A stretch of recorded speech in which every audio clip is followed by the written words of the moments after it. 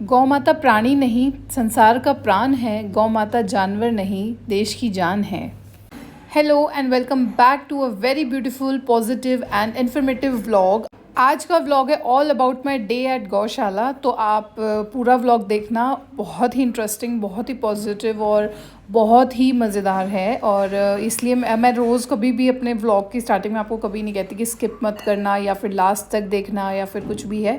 लेकिन इस व्लॉग को मैं ज़रूर आपसे ये कहूँगी कि इंस्पायर होंगे और गौ सेवा और गौ रक्षा में अपना पार्टिसिपेशन देंगे। तो आइए चलते हैं, व्लॉग शुरू करते हैं। मान्यता के अनुसार ये कहा जाता है कि गाय में 33 करोड़ देवी देवताओं का वास होता है और गौ सेवा करने से बहुत अच्छा हमें फल मिलता है।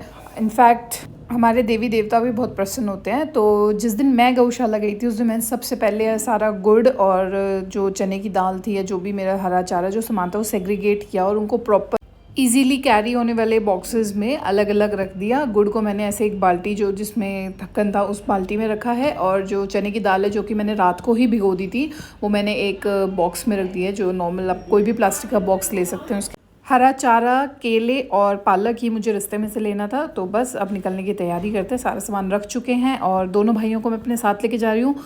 मोस्टली मेरी कोशिश यही रहती है, मैं जब भी कोई दान पुण्य करूँ या मंदिर जाऊँ या कुछ भी, तो मैं इनको साथ लेके जाती हूँ कि इनको भी थोड़ा थोड़ा आ जाए देख देख के।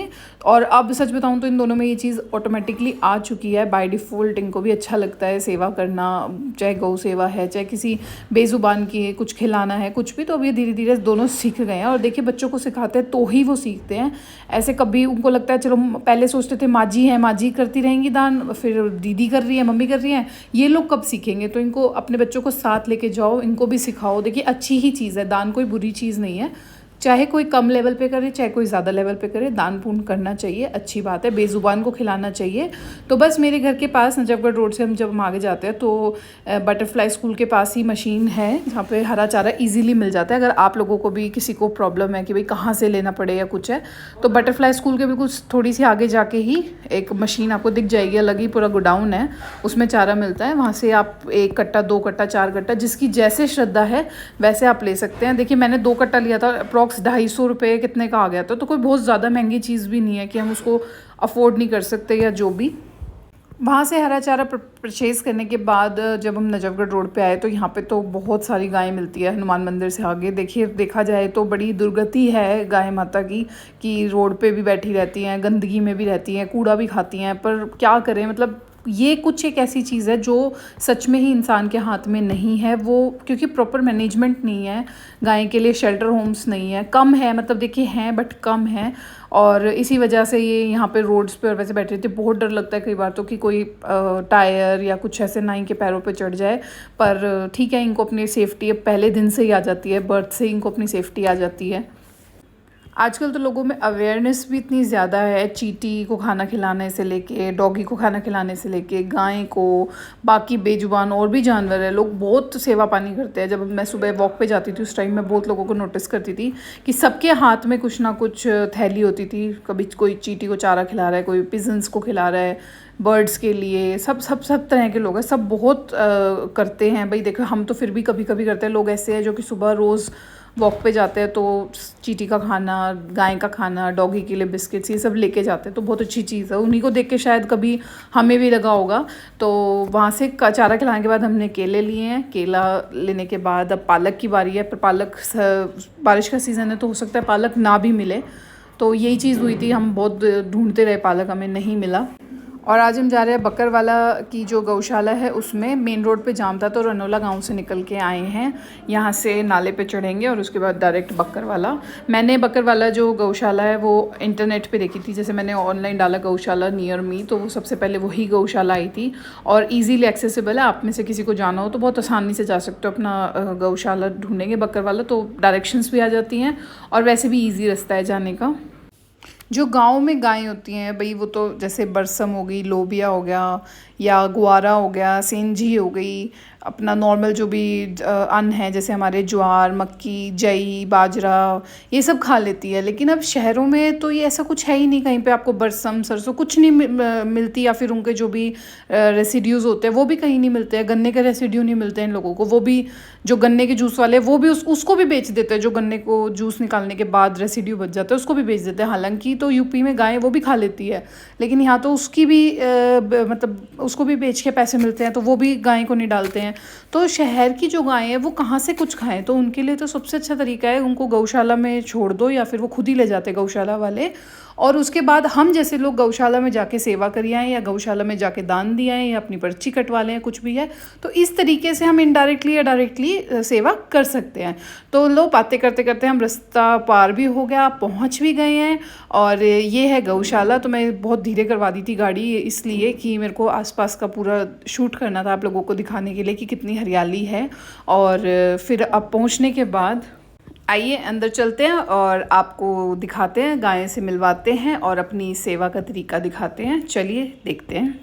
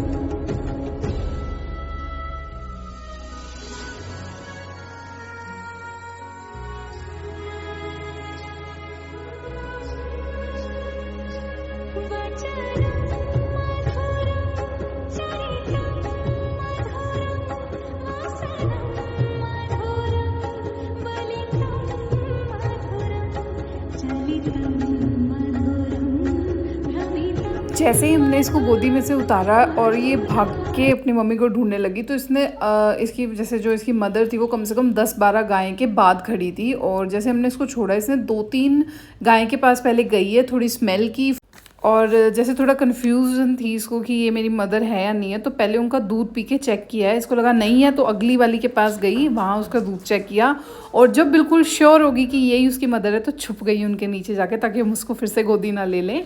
तो देखिए, माँ तो माँ होती है, चाहे वो इंसान की हो या जानवर की हो या किसी की भी हो, और माँ को तो ऐसे ही पहचान लिया जाता है। कहते हैं ना, छोटे बच्चे भी माँ की स्मेल ले लेते हैं, तो उसी से ही पहचानते हैं। तो इसके गाय के साथ भी ऐसा ही था। और सारी गायें, इनका सबका ना बार बार नंबर आ रहा था, कोई जो आगे वाली है फिर थोड़ा बहुत खाने के बाद इनको पीछे कर देते, फिर पीछे वाली को आगे लेके आते, इस तरीके से सबका नंबर आ गया था। और हम ऑलमोस्ट यहाँ पे 2.5-3 घंटे रुके थे। पहले शुरू में 1-1.5 घंटा तो हमने सेवा ही करी है, उसके बाद इनके साथ टाइम स्पेंड किया। फिर हम भी जो अपना खाना लेके गए थे वो वहीं बैठ के, गायें जो गौशाला थी उसी में पेड़ के नीचे बैठ के खाया, बातें की, और इस तरीके से हमारा डे कंप्लीट हुआ। Good bye.